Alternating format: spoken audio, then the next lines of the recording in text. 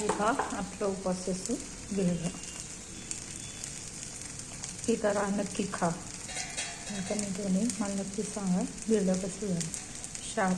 साबुदाणा, शेंगदाण्याचं कूट, हिरवी मिरची, आलं हे सगळं आपण मिक्सरमध्ये बारीक केलं, एकत्र बारीक करायचं. साबुदाणा, शेंगदाण्याचं कूट, मीठ, हिरवी मिरची आणि आलं पीठ बनवून असं आपल्याला तव्यावर बिरडं करायचं. बटाट्याची चटणी, भेंडी, डांगर त्याच्यासोबत तुम्ही हे बिरडं खाऊ शकता. नक्की करा, नक्की खा. कमेंटमध्ये मला नक्की सांगा